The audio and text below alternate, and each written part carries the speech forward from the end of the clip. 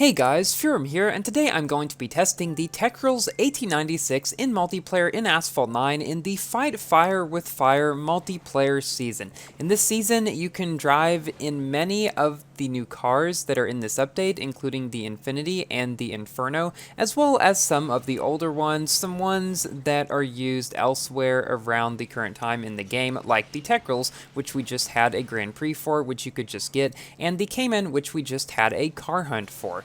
However, all of them you can drive free try at max. I personally really enjoy seasons like this, where you can just play in like 1 out of 10 cars. There's a pretty good variety. However, the one thing that I don't really like about it is the fact that you can use any car starting out from Bronze League, meaning that you're not really going to get a whole lot of use out of, say, the Infinity and the Cayman, or at least I didn't when I tried those cars at the beginning of the season, because almost everybody was in either Fenners or Techrules or Infernos, and you're not really going to have any kind of chance against those cars when you're in the Cayman or the Infinity. Believe me, I tried. I'm sure that some people could, but that person is not me. I have a series of 3 videos planned in this season with the SLR, which I just recently maxed myself, with this car, which I'm doing first, and the Inferno, which is probably going to be the next video. Because while I made a video about the Inferno at max, just a max test, you haven't really seen how it does in multiplayer.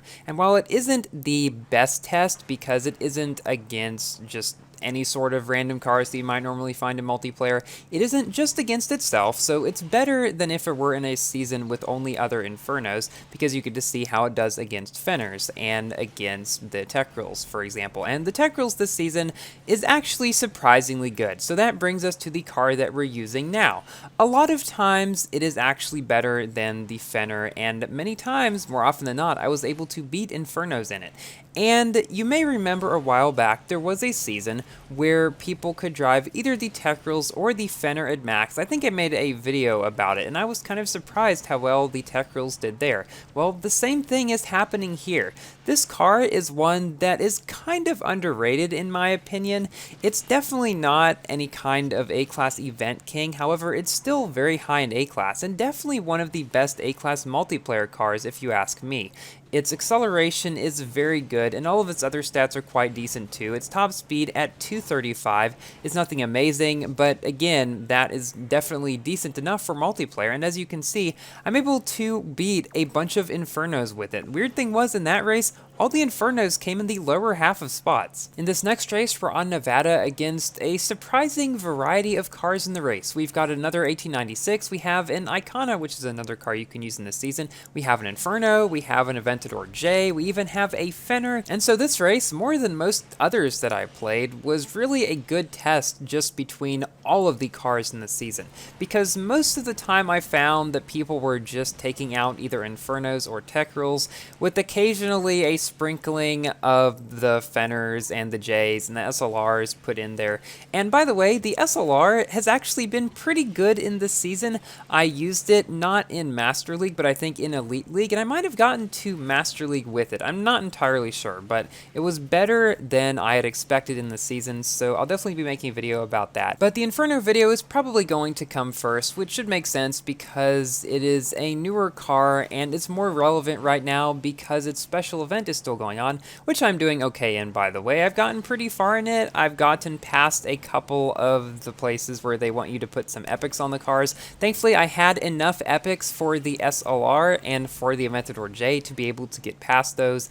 I'm not completely to the end yet, but I'm pretty satisfied with my progress so far. Not going to be able to get the Inferno, most likely. I'm not planning to spend tokens on it, but I'm satisfied with my progress in the event. So yeah, I'll probably be making a video about the Inferno pretty soon with its races in this season, and it's actually a very fun and easy car to drive. Not the best in the game for that, definitely in the upper tier though, I would say. Sometimes I would go out in the Inferno and forget I was driving it, because usually I do a few races in the Techrules, then move to the Inferno, and then when I got to the Inferno, then that was a unintentional barrel right there. When I got to the Inferno, I would sometimes still think I was driving the AT96, because it just drove very similarly. I know that some people aren't going to feel that way about it, but like for the first 30 seconds sometimes, if I was just paying attention to the road ahead and not really on the car I was driving, I'd forget, and then I'd realize, wait, I'm going 270. The Techrules can go 270. I must be driving the Inferno, and then I look down and I'm right. So a lot of the times when I was racing in the Techrules and I would come against Infernos, I don't know if I just wasn't getting a whole lot of good competition, but so many of the Infernos that I faced just didn't end up doing all that great. So many of them weren't able to maintain a high top speed, and it was relatively easy, dare I say, to beat them in the Techrules a lot of the time.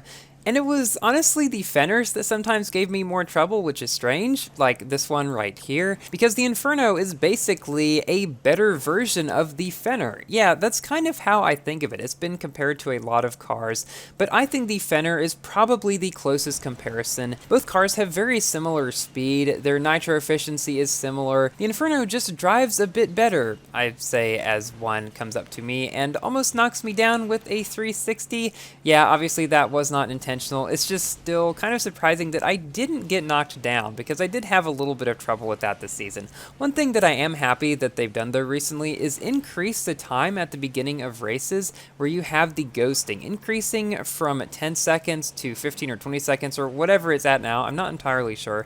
In my opinion, was a very good move, because so oftentimes 10 seconds was barely enough for you to get going, and then when you were still in the pack, you might say, of cars toward the beginning of a race, if they were all similar, a lot of the times I found that the ghosting would go away when we were all just right next to each other in the cars, and it didn't really end up helping a whole lot. So I'm definitely happy that they did that. So we come in second in this race here. I really did not cut out a lot of races or take many out in the sequences.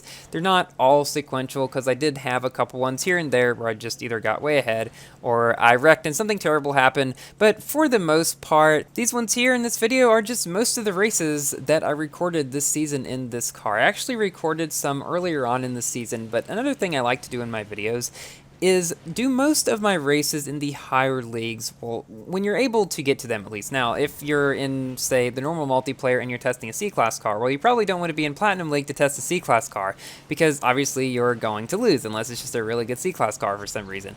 But yeah, if it's not one of those seasons, and it's one of the secondary ones where you can test pretty much any car in any one that you want, I usually try to get to one of the higher leagues, at least the middle league, sometimes Elite or even Masters in some cases, like I'll probably be showing in my Inferno video, just because the competition is better than, the races are more entertaining, and overall, in my opinion, it just gives a better feel for the car. So we're coming up through this ice section here, coming up to the end of the race, with this one car just right behind me throughout the whole way. He is actually another Techrules, so if you're playing the season and you've been sticking with just the Fenner or the Inferno, because they're a lot faster, definitely give the Techrules a chance. It'll do better than you probably thought it would if you weren't thinking that it would do all that great. So now we're on to the final race in the video, in which we are facing a couple Infernos, a Fenner, and a couple of AT96s, as per usual in the majority of races that I played in this season. So now it's time for me to give my general review about the AT96. Very good car. I would definitely say that it's one of the ones that is worth going for when the key packs come out like they have, and you can still go for it now for about another week or so before the packs expire. Now, one thing to note is I wouldn't recommend putting like tens of thousands of tokens into this car, because it isn't like the king, but it is good enough for me to recommend if you don't have it or just want to start up a little more. It's probably going to be worth it then. I have mine at 4 stars, and it's been pretty good in just the normal multiplayer. So I guess what I would say is, if you've got a lot of tokens sitting around, probably a decent one to spend tokens on. If you only have a few thousand tokens, probably best to just skip this one, because you have a pretty good chance of not getting the key with that number of tokens. So guys, thank you all so much for watching. Please like the video if you have enjoyed, and consider subscribing for more Asphalt and other games content. And I will see you in my next video. Goodbye!